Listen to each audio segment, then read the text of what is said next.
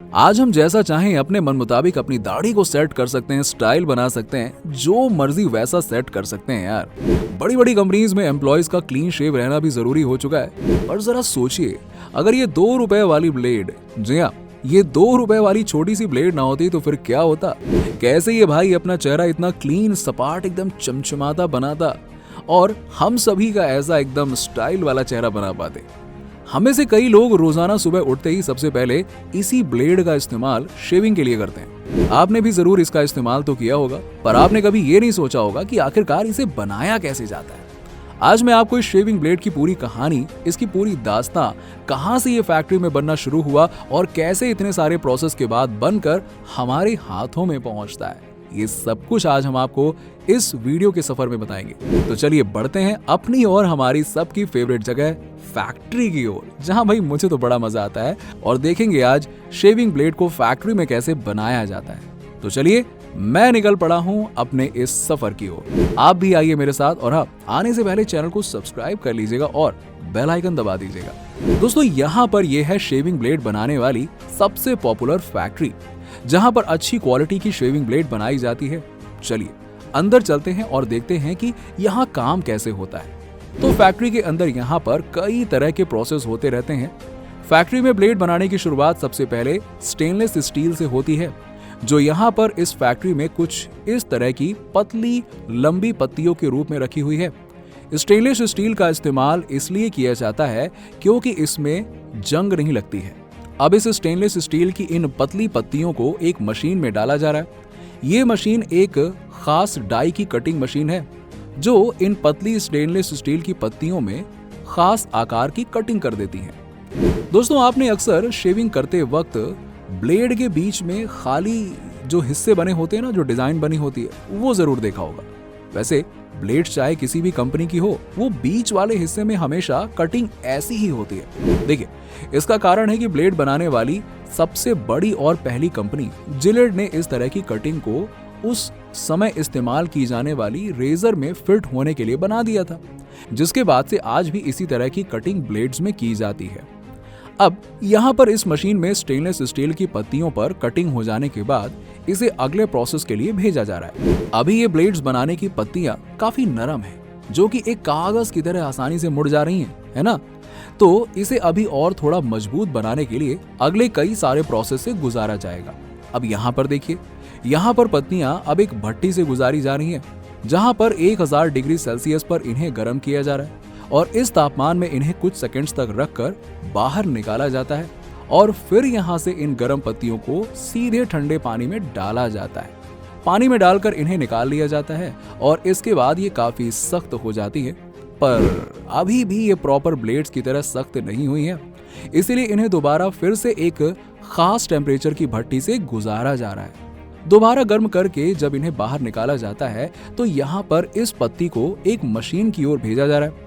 अब ये machine blades पर कंपनी के ब्रांड नेम को लिखने का काम करती है, और मशीन की मदद से स्याही से कंपनी का नाम ब्लेड्स पर लिख दिया जाता है, और फिर ये गीली स्याही को सुखाने के लिए फिर से इन पत्तियों को आगे से गुजारा जा रहा है, ताकि स्याही सूख जाए और एक जगह पर परमानेंट सेट हो जाए।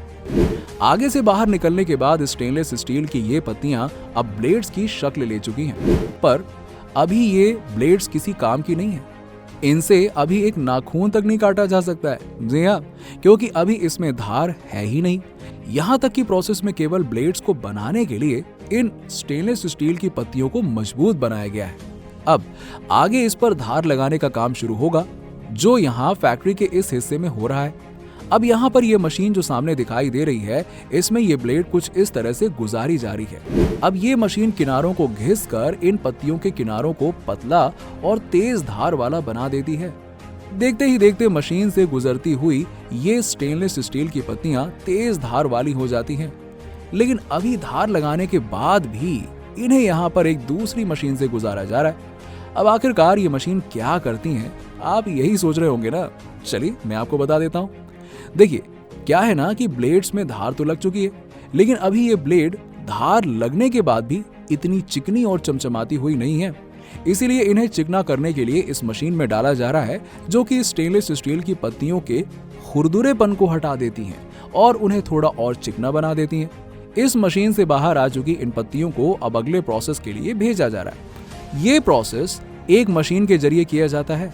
सामने दिखाई दे रही इस मशीन में स्टेनलेस स्टील की धार लगाई हुई ये पत्तियां इसमें डाली जा रही हैं और ये एक कटिंग मशीन है जो कि इस पूरे ब्लेड की धार लग चुकी पत्ती को ब्लेड के साइज में छोटे छोटे टुकड़ों में काट देती है और इस तरह से हमारी ब्लेड अब बिल्कुल देखने में वैसी ही दिखने लगी है जिस तरह की ब्लेड हम इस्तेमाल करते हैं। पर अभी भी इसे अगले कई प्रोसेस से गुजारा जाएगा, तब जाकर फाइनली हमें वो ब्लेड मिल पाएगी जिनसे हम एक स्मूथ क्लीन शेव कर पाएंगे।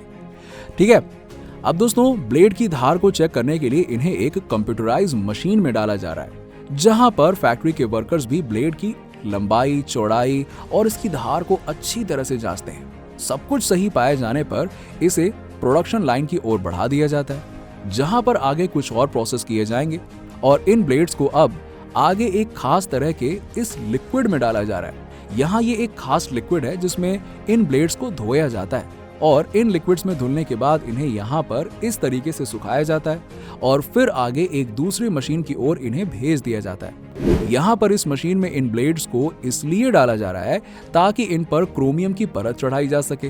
क्रोमियम की परत से ब्लेड्स की मजबूती और भी ज्यादा बढ़ जाती है और इसी मजबूती के लिए ब्लेड्स को इन मशीन में डाला गया है। कुछ ही देर में मशीन से ये ब्लेड्स निकलकर बाहर आ चुकी हैं और इन्हें वापस से एक मशीन के जरिए 50 डिग्री सेल्सियस पर इस तरह से फैक्ट्री का ये वर्कर इन्हें गर्म कर रहा है। 50 डिग्री सेल्सियस पर गर्म करने के बाद भी अभी हमारी शेविंग ब्लेड्स पूरी तरह से तैयार नहीं हुई हैं और लंबे समय तक ये शेविंग यूजफुल बनी रहे, इसीलिए इन पर एक खास तरह का तरल भी चढ़ाया जा रहा है। फैक्ट्री से ब्लेड्स के बनकर बाहर निकलने से पहले इन शेविंग ब्लेड्स की धार को चेक करने के लिए कागज की इन मोटी मोटी परत को देखिए, कैसे इन ब्लेड्स के जरिए काट कर इनकी धार को चेक किया जा रहा है। अब ये प्रोसेस हो जाने के बाद एक आखिरी प्रोसेस के लिए इन्हें यहाँ पर इस तरह से फैक्ट्री के इस हिस्से में तेल में करीब आधे घंटे तक डुबो कर रखा जाता है। ऐसा इसलिए किया जाता है ताकि लंबे समय तक ये ब्लेड्स यूजफुल और चिकनी बनी रहें। फाइनली इन शेविंग ब्लेड्स को बाहर निकालकर अब इन्हें पैकिंग एरिया की ओर भेजा जा रहा है, जहां पर इन ब्लेड्स को हम तक पहुंचाने के लिए पैकिंग का काम किया जाएगा।